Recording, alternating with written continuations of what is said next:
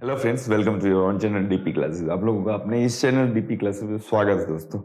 दोस्तों हम लोग रीड को कंटिन्यू करते हुए लेवल 2 को उसके अंदर आगे अगले पड़ाव में चलते हैं। आज हम घन और घनमूल, जिसको हम बोलते हैं क्यूब एंड क्यूब रूट्स, इसको डिस्कस करने जा रहे हैं। ठीक है ना? तो ये भी एक छोटा सा टॉपिक है, बहुत बड़ा नहीं है। स्क्वायर एंड स्क्वायर रूट में थोड़ा सा ज्यादा लेक्चर है, बट इसमें नहीं है। सो इसको कंटिन्यू करें। क्यूब एंड क्यूब रूट, घन एवं घनमूल। घन का मतलब होता है किसी भी वेरिएबल या किसी भी वैल्यू के ऊपर पावर 3। तो पावर 3 का मतलब 3 टाइम्स उसको उसी नंबर से मल्टीप्लाई करो। जैसे 2 रेज टू पावर 3, तो क्या हो जाएगा 2 इंटू 2 इंटू 2, तो क्या हो जाएगा 2 2 जा 4, 4 2 जा 8। ठीक है, तो सबसे पहले हम क्यूब लेते हैं, फिर क्यूब रूट को डिस्कस करेंगे। ओके, अब याद रखिए, आपको कंपटीशन के बिहाफ पे एटलीस्ट कम से कम 10 तक तो क्यूब आपको याद होना चाहिए, लेकिन मैं यहाँ पे 15 तक क्यूब आपको लिखूंगा, तो 15 तक याद कर लो तो बहुत अच्छा है। चलो जी, चलते हैं one by one. 1 cube 1, 2 cube means 2 into 2 into 2 8, 3 cube means 3 into 3 into 3 27, 3 cube 4 cube 4 into 4 into 4, क्या हो जाएगा भाई 64, 5 cube 5 into 5 into 5 125, similarly 6 216, 7 343, 8 cube 512, 9 cube 729, 10 cube 1000, 11 cube 1331, 12 cube 1728, 13 cube 2197, 14 cube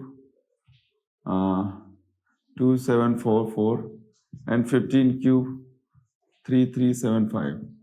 ठीक है ना? ये 15 तक क्यूब एटलीस्ट आप लोग लर्न कर लीजिए, और आगे अगर 20 तक लर्न कर लें तो बहुत अच्छा है, पर 15 तक आपको लर्न होना चाहिए। अब आगे चलें हम लोग। किसी भी नंबर का अगर क्यूब कर रहे हैं, कोई भी नंबर, सपोज कोई n नंबर है, उसका हमने क्यूब किया, क्यूब मतलब घन किया, तो घन में जो इसके जितने भी डिजिट्स हैं इसको हम अंक बोलते हैं, और जो क्यूब करने पर जो वैल्यू आएगी उसके जो अंक होंगे, अंक डिजिट्स, वो कैसे होंगे? तो उसके लिए होता है या तो 3n अंक हो सकते हैं, या फिर 3n-1 होंगे, या फिर आपके 3n-2, इस तरीके से डिजिट्स होंगे। जैसे कि सपोज 1 क्यूब किया 1, n कितना था 1, यहाँ n 1 के हिसाब से 3 इसमें सेट हो रहा है, 3 इंटू 1 माइनस 2, तो बन गया 3 माइनस 2 मतलब 1। इसका क्यूब 1 का क्यूब किया तो 1 डिजिट वाले क्यूब नंबर मिलेगा। कोई भी, जैसे ये 7 लिया, n क्या हो गया 1 था, तो 7 में 3 डिजिट्स मिला, 3 4 3, तो कौन से में सेट हो गया 3 इंटू 1, ये 3 फर्स्ट वाले में सेट हुआ। ध्यान रखना, किसी भी नंबर का क्यूब जो होगा वो तो 3n डिजिट्स होंगे, या फिर 3n-1 डिजिट्स होंगे, या फिर 3n-2 डिजिट्स होंगे। ओके, तो चलो आगे कंटिन्यू करते हैं। तो क्यूब आप समझ गए, क्यूब अच्छे से दिमाग में बिठा लेना। आपको जो एग्जाम में क्वेश्चंस मिलेंगे वो क्यूब रूट निकालने के क्वेश्चंस मिलेंगे। जैसे कि सपोज एक नंबर है, मुझे क्यूब रूट निकालने के दो ही तरीके, एक तो आपका होता है फैक्टराइजेशन मेथड, 3 3 की पेयरिंग करके आप बनाओ, और एक होता है आपका वैदिक मैथमेटिक्स। पहले तो हम इनके रूल्स को डिस्कस कर लेते हैं, इवन और ओड वाले। इवन के केस में चलते हैं, इवन जिसको हम बोलते हैं सम संख्या में, या सामने लिखा। अच्छा, जितने भी इवन नंबर हैं वो देखिए, जैसे 2 हो गया, 4 हो गया, 6 हो गया, 8 हो गया, 10 हो गया, इन सबको ध्यान से करो। 2 का क्यूब 8, ठीक है ना, 4 cube 64, 6 cube 216, 8 cube 112, similarly 10 cube कितना हो गया 1000, ऐसे 12 1728। इन सब में एक चीज आपने देखा होगा कि जितने भी अगर इवन नंबर है, क्यूब ऑफ इवन मतलब सम संख्या का घन, सम संख्या का घन सम संख्या ही है, मतलब कि cube of even number is also even number. आपने चेक किया, ये सारे इवन नंबर मिल रहे हैं, सारे के सारे, ठीक है ना। Cube of even number is also even number, also even number. पहला पॉइंट क्लियर हो गया, cube of even number is also even number. Second point हम लोग लेते हैं, जैसे कि हमने अभी चेक किया 2 का क्यूब आपका कितना आया 8, ठीक है। 8 को आप क्या लिख सकते हो 3 + 5 8 हो जाएगा। एक और लो 4 क्यूब 16, 16 को आप क्या लिख सकते हो 7 + 9 16 हो जाएगा। आपने ध्यान दिया होगा 3 5 7 9 कंटिन्यूअस ओड नंबर्स, क्या है कंटिन्यूअस ओड नंबर्स, सॉरी ये मैंने गलत किया, ये हो जाएगा 64, ठीक है ना।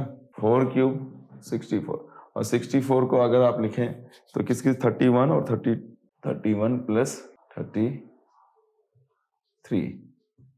तो इन दोनों का सम क्या हो जाएगा 64। मतलब कि एनी टू कंसेक्यूटिव और sum of any two consecutive odd number is equal to perfect cube number. मतलब कि दो लगातार विषम क्रमागत विषम किसी भी दो लगातार विषम क्रमागत संख्याओं के योग के बराबर होता है किसी भी संख्या का घन, ठीक है ना। तो यहां हम लिख सकते हैं sum of two consecutive odd number is equal to perfect cube number, perfect cube number। मतलब क्या हुआ, दो क्रमागत विषम संख्याओं का योग बराबर सम संख्या, ये even perfect cube number of even number, ठीक है ना, इवन नंबर का होगा सम संख्या का घन, सम संख्या का घन होता है, ठीक है ना। ये हो गया। एक और चीज देखो, ये जितने भी आपके परफेक्ट इवन नंबर्स के परफेक्ट क्यूब नंबर हैं, इन सबको अगर 8 से डिवाइड करोगे ना तो 100% डिविजिबल होगा। तो आप ये भी बोल सकते हो कि कोई भी परफेक्ट इवन नंबर का परफेक्ट क्यूब 8 से डिविजिबल होता है, 8 के टेबल में आता है, मतलब 8 से पूरी तरह से डिवाइड हो जाएगा, रिमाइंडर शेषफल 0 बचेगा। तो ये ध्यान रखिएगा, इवन नंबर का पूछा जाएगा ये परफेक्ट क्यूब है या नहीं है, तो आप 8 से डिवाइड करके देखोगे, अगर वो डिवाइड हो गया तो ऑब्वियसली यस परफेक्ट क्यूब होगा। तो ये था हमारे इवन नंबर के सारे रूल्स। अब चलते हैं हम ओड नंबर्स, इसको विषम संख्या बोलते हैं, विषम संख्याओं के लिए रूल। विषम संख्या में आप देखिए, जैसे कि विषम संख्या पहले 1 क्यूब 1 हो गया, 3 क्यूब क्या हो गया 27, सपोज अगला लिया 5 क्यूब 125। इन्हें ध्यान से देखो, 27 को क्या लिख सकते हो 13 + 14, 25 को 125 को क्या लिख सकते हैं अपन 125 को 62 + 63। तो इसके अंदर जैसे इवन में अपने ने किया था, 2 का कंटिन्यूअस नेचुरल नंबर का जो सम होगा वो परफेक्ट इवन क्यूब होगा, सॉरी ओड क्यूब होगा। तो आप लिख सकते हो पहला पॉइंट, फर्स्ट पॉइंट तो ये जितने भी ओड नंबर्स के जो क्यूब मिल रहे हैं वो हमेशा ओड नंबर ही मिलेंगे, चाहे जो भी आप देख लो। तो पहला पॉइंट, विषम संख्या का घन विषम संख्या ही होगा, विषम संख्या का घन विषम संख्या ही होता है। इंग्लिश में अगर लिखें cube of odd number is also odd number, cube of odd number is equal to odd number, ठीक है। ओड नंबर का क्यूब भी ओड नंबर ही होगा। फिर देख सेकंड पॉइंट ये आप देखिए, किसी भी ओड नंबर के क्यूब को हम टू कंसेक्यूटिव नेचुरल नंबर्स के फॉर्म में ले सकते हैं। मतलब कि दो क्रमागत प्राकृत संख्याओं का योग किसी भी विषम संख्या का घन क्या होता है, बराबर किसके होता है, दो क्रमागत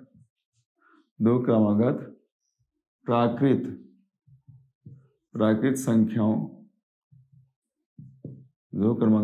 संख्याओं के योग के बराबर, ठीक है। प्राकृत संख्याओं के योग इक्वल टू दो क्रमागत प्राकृत संख्याओं का योग के बराबर होता है। ये चीज क्लियर हो गया। अब आगे चलते हैं, एक पॉइंट और आएगा, प्राकृत संख्या बोलो या पॉजिटिव इंटीजर बोलो, ये भी कह सकते हो आप। अब एक है कि n घन किसी n विषम संख्याओं के योग के बराबर होता है।